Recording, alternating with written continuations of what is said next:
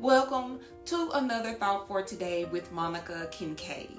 Today's thought is called What Will Remain?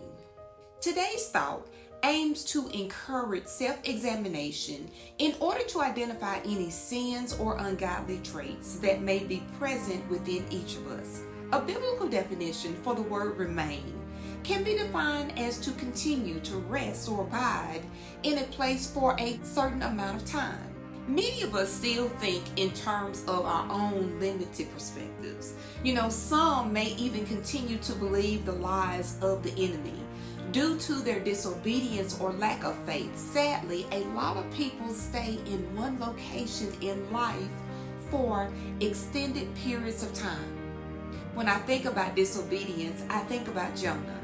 In Jonah chapter 1, it teaches us the uselessness of trying to run away from God's commands. Anybody did that? I know I am not by myself. Jonah's defiance resulted in turmoil and confusion. Verses 4-9 gives a detail about how in response to Jonah's rebellion, God sends a great storm upon the sea.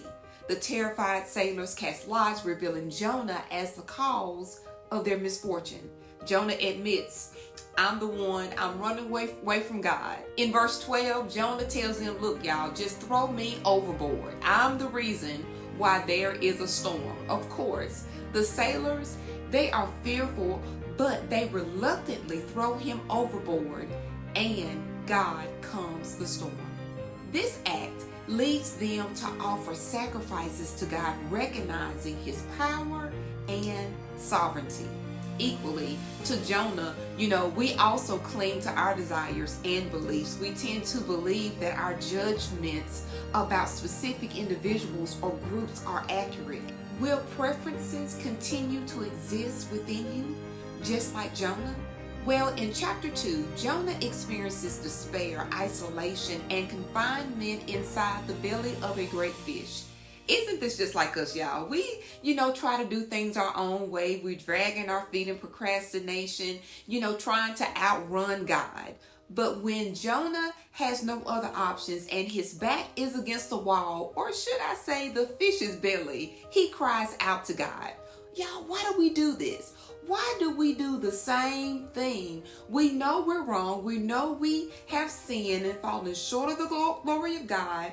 But why does it take for us to have our backs against the wall? All doors have been closed and we are at our wits' end for us to cry out to God. Well, thankfully, God is merciful and faithful, and he hears Jonah's cry for help. The life of Jonah is another example of the mighty power of God's grace and redemption.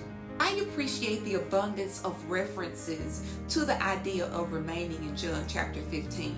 In John 15:4, Jesus stresses the importance of abiding in him in order to bear fruit. Furthermore, Jesus speaks to his disciples about abiding in love in verse 9. Remaining in Jesus, y'all, is the single most powerful and proven way of life that will not merely bring us victory, but it will also bring us to freedom. I hope and pray that you were encouraged on today to throw off everything that hinders you from best serving Jesus. As always, may God's blessings overflow you. Until next time.